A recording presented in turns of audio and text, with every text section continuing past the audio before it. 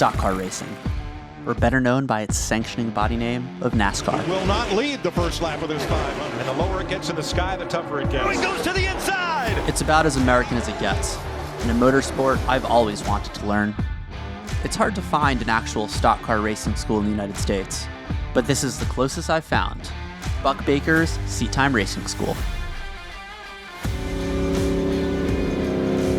It's a place where some of the biggest names in the sport once came through to get access to a proper race car.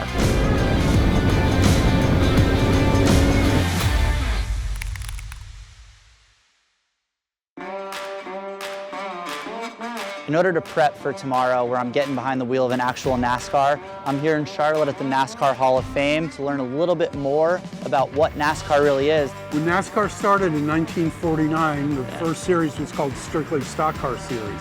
Everything had to be exactly like you drove it off the showroom floor. As the technology has evolved and the speeds have increased, that technology has replaced the stock parts. There's absolutely nothing stock in a stock car. So Buck Baker I see here, he's the gentleman who started the school that I'm going to tomorrow. He's a two-time champ. He won in consecutive years in 1956, 57, two different cars, one owned by a team owner, one owned by Buck. He was one of NASCAR's first early stars.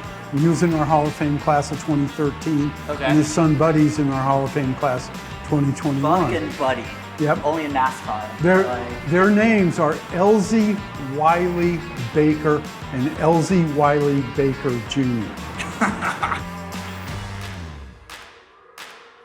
In preparation for tomorrow, having never driven one of these cars, never been on an oval, I've asked Julia Landauer to come give me some tips. Julia has a ton of experience in NASCARs, in Formula cars, so is pretty good at giving me a sense of what to expect. Julia Landauer looking to try and get the overlap on Mirko Schultes. I think should go through here. Julia Landauer has the inside line. Julia, what would you say the three things are that I should be looking out for? Yeah, so first thing would definitely be seat position. In a Formula car, you're leaning back, your legs are out, you are pretty upright in a stock car. So be used to that. It makes your vantage point totally different. Which I can see here, and I gotta try to fit in it. This one, maybe it was made for me. But it's got this, rib protection that really just keeps you in place. It's really to help lock you in. So you obviously have the seat belts that lock you in, but that's supposed to be that added protection as the G-forces take you through the corner so that your whole torso doesn't roll with it. But the G's are really only hitting you on the right side the whole time. Yeah, that's going to push you out, which is why that the right side's going to be bigger than the left side. Yep. Okay, makes sense.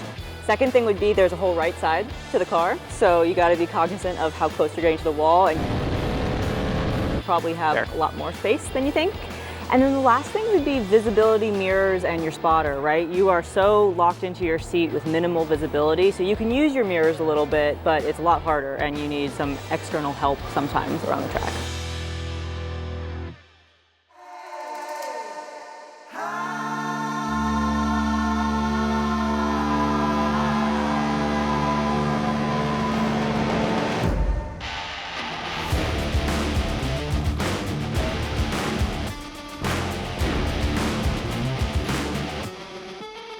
We just got to Rockingham, North Carolina, The Rock as it's called. It's a 1 mile NASCAR circuit with 24-degree banking in the turns. We're gonna be driving some NASCARs out here today. So we've got the progressive banking around the track and even onto the straights here, and they're not actually straights. This track really is an oval, not a rectoval that has actual straights on it. If you're in the car right about here, I'd say in the driver's seat, how close can you get to this wall of your car without actually kissing it? So with a 500 horsepower rear wheel drive NASCAR, you gotta keep in mind the second you're planting power down, even with slicks and all the grip you have, I guess how ballsy can you be to get close to this wall and carry as much speed out as possible? I'm gonna try fitting some of these cars, see what I fit in and what I don't. Oh, that's very flattering looking, I'm sure. This one's good, but I'm really far down. If I'm gonna go out and do 140 miles per hour, I'd rather be comfortable. Let's give this a shot. It's like, you gotta be strategic how you're getting in and out of these things. There we go. Oh my God. Can you give me a hand with the wheel? Where's that at? Thanks, man. Oh yeah. I'm much closer to the wheel. The seat's just hugging me a lot more. I think overall for a NASCAR driving position versus a Formula car, this is just much more organic for me. My name is Alan Johnstone. I'm the lead instructor here at Buckmaker Seat Time Racing School. I'd like to be the first of the instructors to welcome you to Rockingham. So how do you get into this? Back in 2001, I met Rusty Wallace at I-70 Speedway in Missouri. Yeah. And asked him how to get into racing. He said to move to North Carolina. So I divorced my first wife and moved to North Carolina. And the rest is history. We're getting ready for the first session. Just went through a classroom, no idea what to really expect.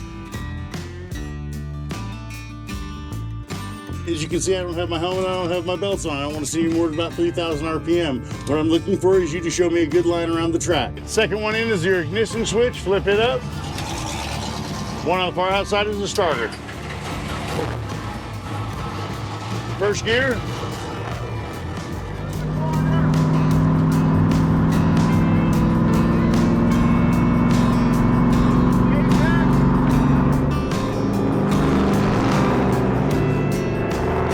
I just don't realize the turn keeps going. And goes and goes and goes and goes. Yeah. Where I think I've apexed, I'm not even halfway through it. No, and that's where most people have a problem because it is such a long corner. Yeah, I'm hopping out, yeah? No. Oh, I'm going out. Yeah. Okay, I don't know. Unless you don't want to drive, I thought that's why we came here. I'm good, I'm good.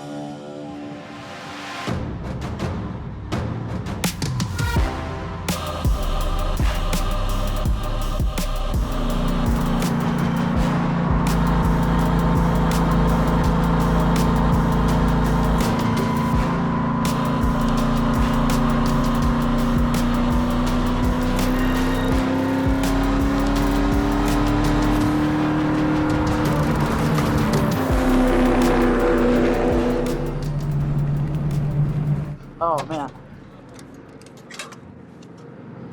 Dude. That's wild. Walt said you had a pretty good line until you started trying to pick it up, and then you ended up getting high. And it's nuts. This isn't straight. I know. Some scary shit, man. I have a completely newfound respect for NASCAR drivers. You think they just sit there and turn left, but there's so much more to it.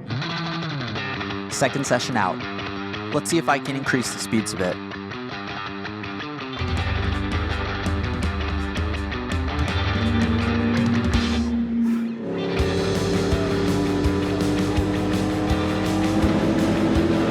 You don't realize just how steep the banking really is until you're in it. It's like swimming in the ocean. The waves look small until you're under them.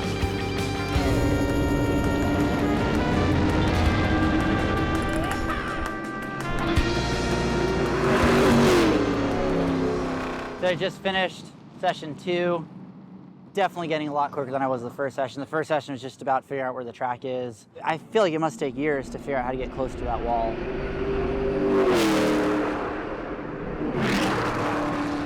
So, just now in this session, I had no idea going to turn 1, you were right on me because I wasn't looking in my mirrors. I was just focusing on not crashing into walls. Well, you were close. I would say you were somewhere in this range because I was watching the whole thing and I'm like, shit. Oh boy, there's no way he knows he's there. No chance, man, no chance. When you're in there, you can't, you see this and that's all. That's all you see. Yeah. Oh man. All right, Not well, used to it. Thank you for No, man, for that's not, that's our job. Yeah. You live and you learn, man. God That's how you damn. learn. Well, that's a learning lesson.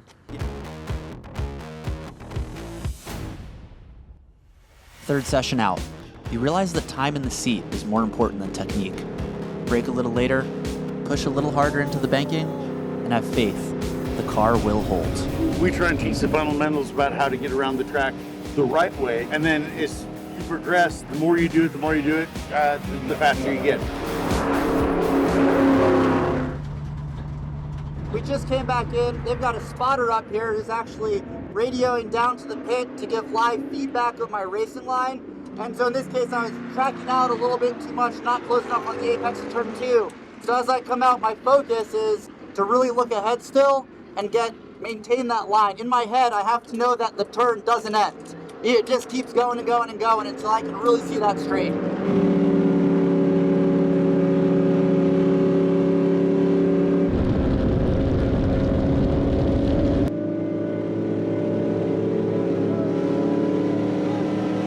With just 4 turns, the cadence of the track becomes like a rhythm. Accelerate, brake, maintenance throttle, repeat.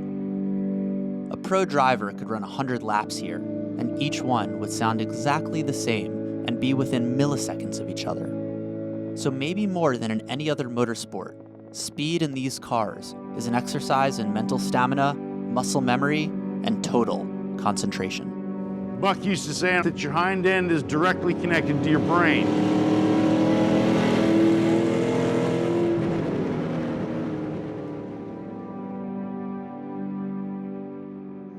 All done at the school for the day, managed to keep it out of the wall. I now follow in the footsteps of the likes of Jeff Gordon, Tony Stewart. A lot of the really big NASCAR drivers over the years have gone through Buck Baker's Seat Time Racing School. And the reason is that there is no other NASCAR racing school that's really out there in the United States. This is it. And candidly, it's not so much as school. You get a lot of one-on-one coaching, but it really is just about getting seat time, because end of the day, this is an outlaw style sport, and it's about just getting behind the wheel, figuring it out yourself, and slowly progressing with each lap. NASCAR is not that complicated. It's a lot about balls.